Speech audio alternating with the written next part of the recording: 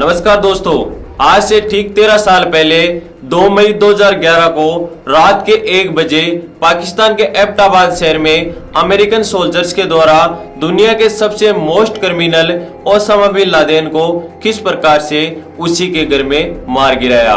आतंकी दुनिया का सबसे खूंखार नाम था ओसामा बिन लादेन, जिसका नाम सुनकर बड़े बड़े लोगों के भी पैर कांपते थे। एक समय ऐसा भी था जिस दौरान दुनिया के सबसे सुरक्षित देशों में से एक अमेरिका, जिसको भी ओसामा बिन लादेन ने एक समय हिलाकर रख दिया था।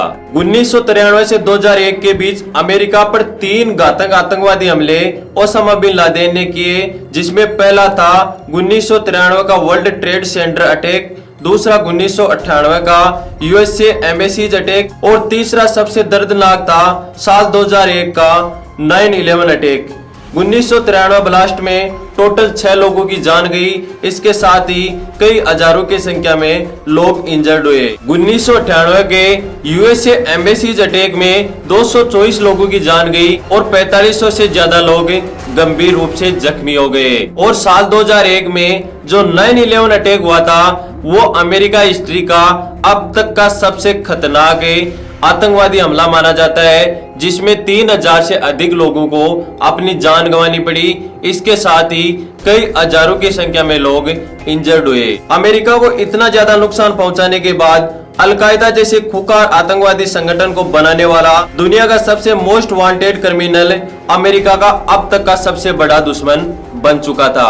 ओसामा को मारने के लिए अमेरिका की इंटेलिजेंस एजेंसी CIA ने कैसे कैसे प्लान बनाया वो तो हम इस वीडियो में समझेंगे। लेकिन पहले आप ये समझो कि अमेरिका के लड़ाकू कमांडोज यानी कि नेवी सील्स ने इस अमेजिंग ऑपरेशन को सक्सेसफुल बनाते हुए ओसामा के रूम में जाके उसमें 3 गोलियां कैसे दागी। सबसे पहले आप इस मैप और लोकेशंस पर एक बार नजर डाल लो। आपको जो स्क्रीन पर दिखाई दे रहा है ये है अपना भारत और इधर अपने पड़ोसी गरीब देश पाकिस्तान की एक सिटी है जिसका नाम है एबटाबाद। जब ओसामा बिन लादेन को उसी के घर में अमेरिकन सोल्जर्स के द्वारा निपटाया गया था, उस समय ओसामा बिन लादेन पाकिस्तान की इस एबटाबाद सिटी में ही छिपकर बैठा हुआ था। ऑल ओवर इस मिशन के दौरान अमेरिकन सोल्जर्स को अफगानिस्तान के जलालाबाद शहर से उड़ान भरकर पाकिस्तान के एबटाबाद शहर में जाकर ओसामा बिन लादेन को निपटाना था और उसके बाद में अफगानिस्तान के जलालाबाद सिटी आकर वापस सेफली लैंडिंग करनी थी। साथ ही इस ऑपरेशन का नाम नेपच्यून स्पेयर रखा गया था।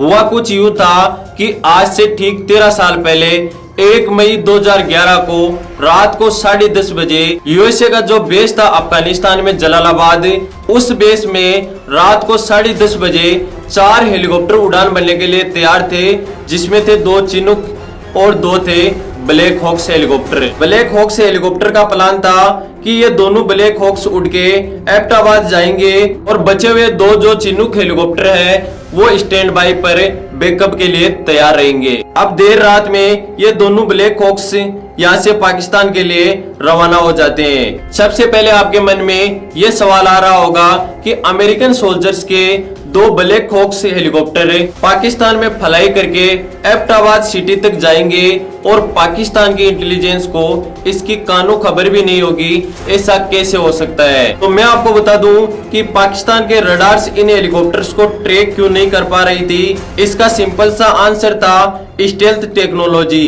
असल में दोनों ब्लैक हॉक्स का डिजाइन इस तरीके से किया गया था, इन दोनों हेलीकॉप्टर्स का ना तो साउंड डिटेक्ट हो सकता है और ना ही रडार में ट्रैक इनको किया जा सकता है। इन शॉर्ट्स इन दोनों हेलीकॉप्टर के ऊपर हेवी फैब्रिक की कोटिंग की गई थी ताकि इनकी रडार और इंफ्रारेड विजिबिलिटी कम हो जाए। अब रात को करीबन 1 बजे दोनों ब्लैक हॉक्स हेलीकॉप्टर पाकिस्तान की एबटाबाद सिटी में ओसामा बिन लादेन के कंपाउंड तक पहुंच जाते हैं। इससे पहले कि सील कमांडोज हेलीकॉप्टर से उतरकर ओसामा बिन लादेन को शूट करे, ये बहुत जरूरी है कि ओसामा बिन लादेन के इस रईस दिखने वाले घर या कंपाउंड का स्ट्रक्चर आप अच्छी तरीके से समझ लीजिए कि इस घर में कौन सी लोकेशन पर कौन सा व्यक्ति किस समय रहता था। जो आप वीडियो में ऑलमोस्ट ट्रायंगुलर शेप में प्रॉपर्टी आपको जो दिखाई दे रही है यह पाकिस्तान के एबटाबाद शहर में ओसामा बिन लादेन के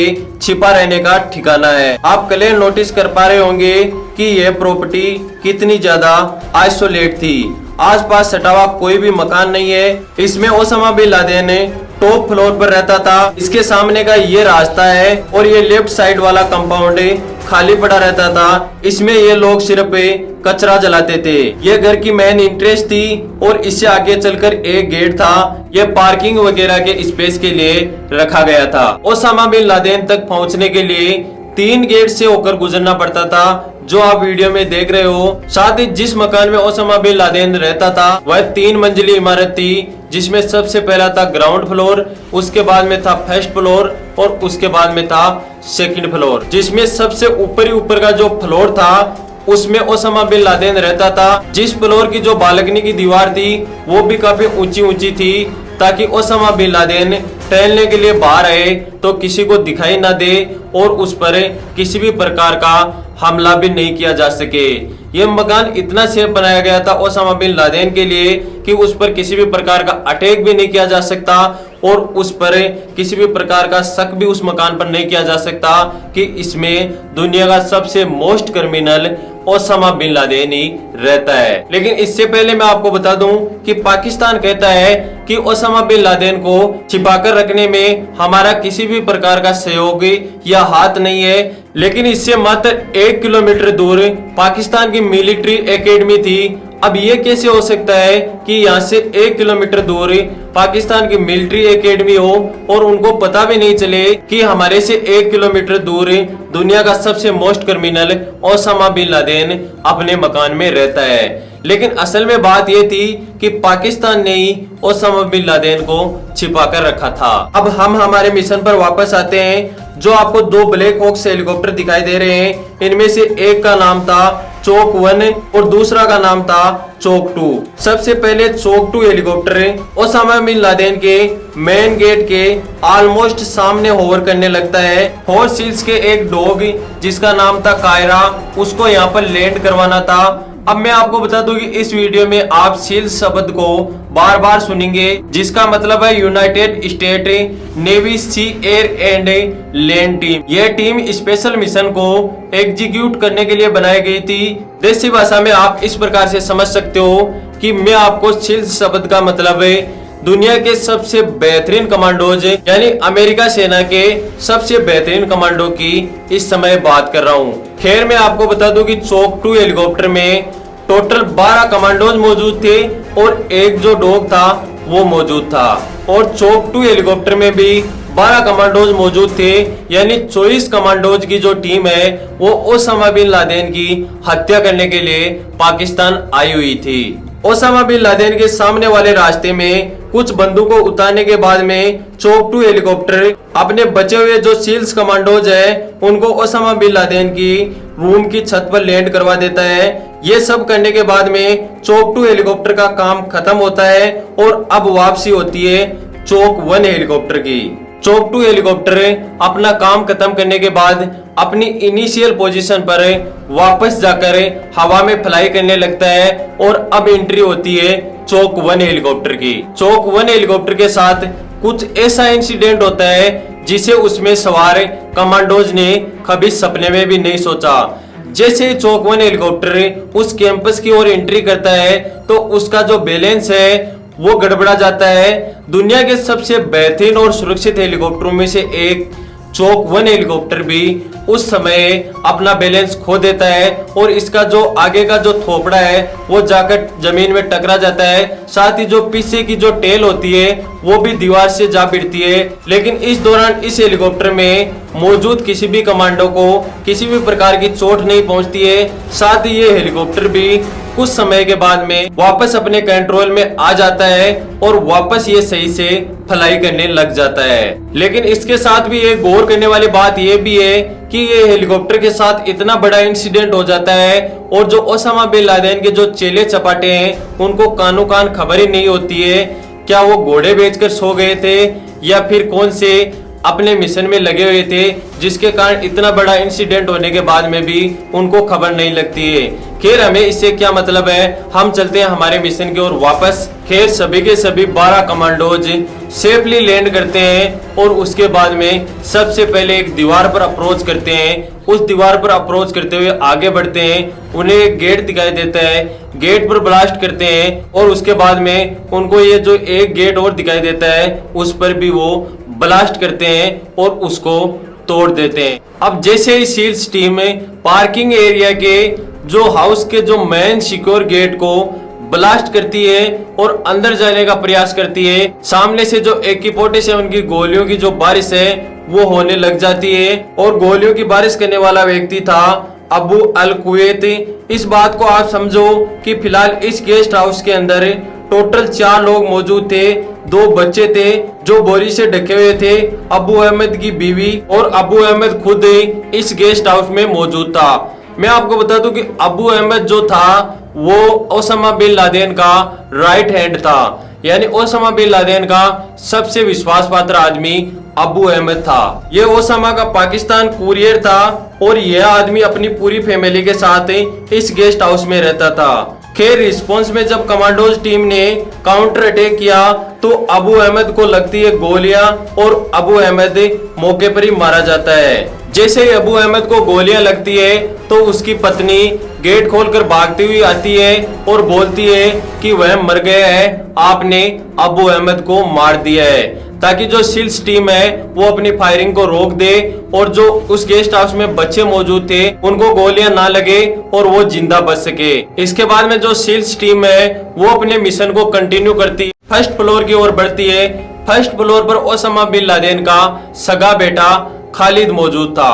अब खालिद को जो मारने की स्टोरी है वो भी काफी इंटरेस्टिंग है। सील्स ने जब ओसामा के कंपाउंड में लैंड किया उसी समय गेस्ट हाउस में अटैक करने से पहले पूरे कंपाउंड की लाइटें बंद कर दी थी, या आप यूं कह सकते हो कि ओसामा बिन लादेन की जो बिजली की जो सप्लाई थी उसको सील्स टीम के द्वारा कट कर दिया गया था, क्योंकि लाइट बंद करने के बाद में भी सील्स टीम को किसी भी प्रकार की परेशानी नहीं होने वाली थी, क्योंकि उनके पास नाइट विजन गॉगल्स मौजूद थे जिससे कि वो अंधेरे में भी आसानी से चीजों को डिटेक्ट कर सकते थे। लेकिन लाइट मौजूद न होने के कारण जो उस बिल्डिंग में लोग मौजूद थे वो किसी भी प्रकार का डिसीजन या किसी भी चीज को डिटेक्ट करने में उन्हें डिफिकल्टी आ रही थी। सेल्स टीम को अच्छी तरीके से पता था कि अगर इस मकान में किसी भी प्रकार की लाइट नहीं होगी तो हमारे जो खिलाफ होने वाला एक्शन है वह बहुत ही धीरे होगा या ना के बराबर होगा।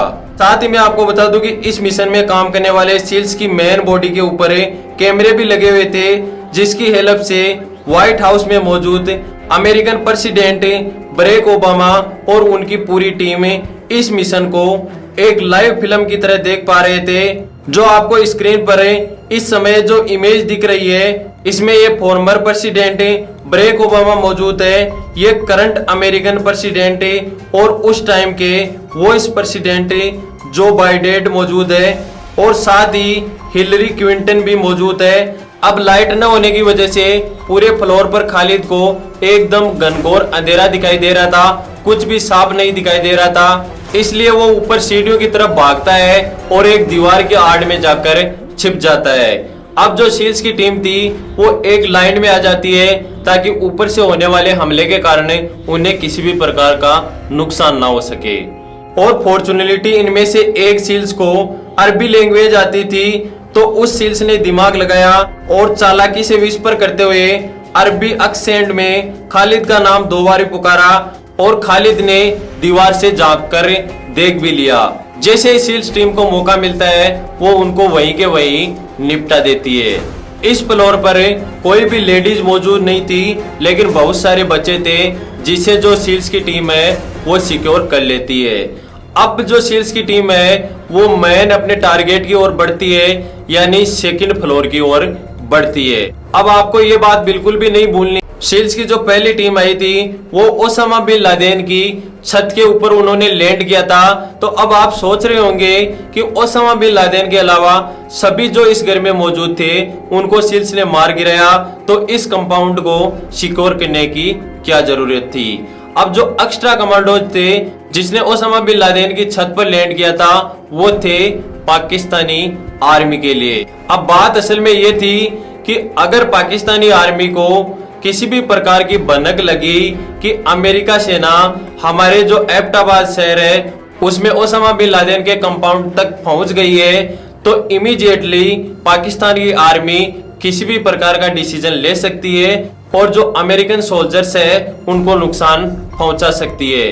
इसीलिए कुछ कमांडोज को ओसामा बिन लादेन की छत पर लैंड कराया गया था, ताकि जो अंदर सील्स कमांडोज की जो टीम काम कर रही है उनको अगर किसी भी प्रकार का अटैक होता है तो समय पर सूचना मिल सके और उन्हें किसी भी प्रकार की हानि या चोट नहीं पहुंचे, क्योंकि यह जोखिम भरा मिशन है बिना पाकिस्तान गवर्नमेंट को इन्फॉर्म किए एग्जीक्यूट हो रहा था। लेकिन at the same time American और सील्स को यह डर था कि अगर पाकिस्तान को इस मिशन के बारे में कुछ पता चलता है तो वो ओसामा के कंपाउंड तक पहुंचकर कोई भी स्टेप जरूर लेगा, क्योंकि कितनी बड़ी बेइज्जती की बात है कि अमेरिकन कमांडोज दूसरे देश पाकिस्तान में घुस जाए, इतना बड़ा मिशन सक्सेसफुल कर ले और ओसामा को तुम्हारी नाक के नीचे से उठा भी ले जाए और पाकिस्तान को भनक भी नहीं लगे, तो पाकिस्तान की विश्व में कितनी बड़ी बेइज्जती हो जाएगी।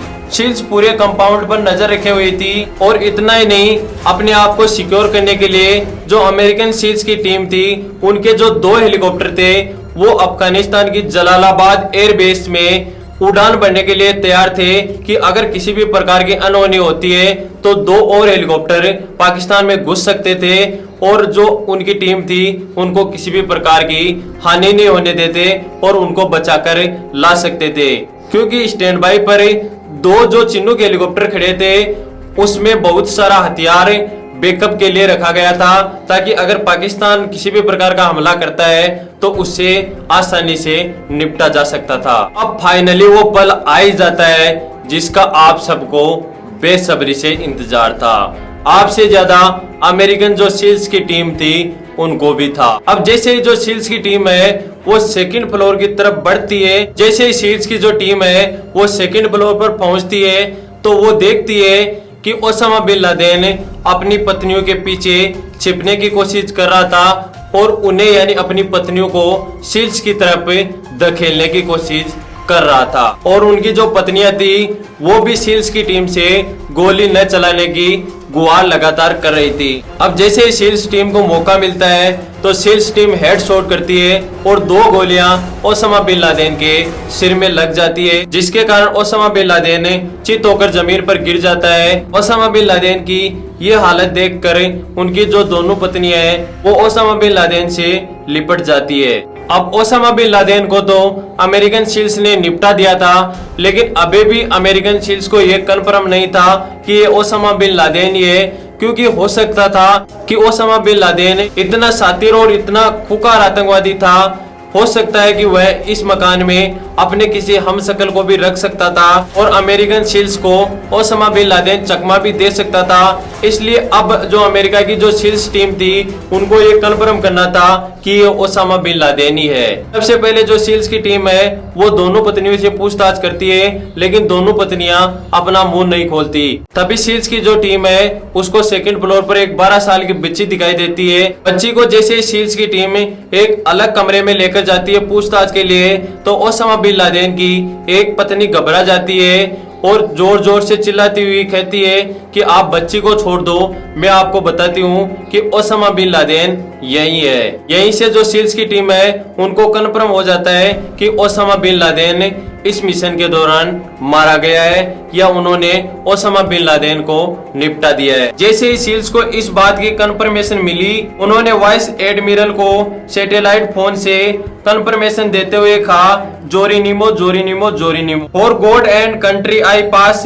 जोरिनिमो ये पूरे मिशन का कोड वर्ड था। जोरिनिमो की यानी ओसामा मारा गया। फाइनली जैसे खबर मिली कि ओसामा बिन लादेन की अब इस दुनिया से मौत हो चुकी है, तो व्हाइट हाउस में मौजूद बराक ओबामा की जो खुशी है उसका ठिकाना ही नहीं रहा। ओसामा बिन लादेन की अमेरिका से दुश्मनी क्यों थी? Osama bin Laden western culture से काफी नफरत करता था और जो सऊदी अरबिया की मदद वाला मामला था उसमें भी अमेरिका उसके बीच में टांग अड़ा रहा था। इसलिए ओसामा बिन लादेन को यह बात ठीक नहीं लगी, इसलिए ओसामा बिन लादेन ने अपनी ताकत अमेरिका को दिखाने के लिए जी जान लगा दी कि आखिर ओसामा बिन लादेन है क्या। और एक समय ऐसा था कि ओसामा बिन लादेन ने अपनी ताकत से अमेरिका को हिला भी दिया था। लेकिन खैर, आतंकवाद का कितने दिन तक राज रह सकता है ये आप सब भी अच्छी तरीके से जान सकते हो। और आखिर में वो समय आया जिसके दौरान अमेरिका की जो सील्स की टीम थी उन्होंने ओसामा बिन लादेन को उन्हीं के घर में घुसकर निपटा दिया। और उसके बाद में ओसामा बिन लादेन की जो आतंकवाद की कहानी का द एंड हो गया। लेकिन अब आपके मन में एक सवाल और आ रहा होगा कि आखिर ओसामा बिन लादेन का जो शव है उसको जमीन में न गाड़ कर समुद्र में क्यों दफनाया गया। अब इसके पीछे कोई एग्जिट लॉजिक तो नहीं है, लेकिन मैं आपको बता दूं कि मुस्लिम रीति रिवाज में उसको धार्मिक रीति रिवाज के अनुसार देके तो जलाया नहीं जाता है। इस कारण अमेरिका को पहले तो अमेरिका इसलिए बॉडी लेकर गया था ताकि कन्फर्म हो सके, वहां पर जाके और टेस्ट किया जा सके कि ये ओसामा बिन लादेन ही है। इसलिए ओसामा बिन लादेन की बॉडी है वो अमेरिका की सील्स की जो टीम है वो साथ लेकर गई थी अफगानिस्तान।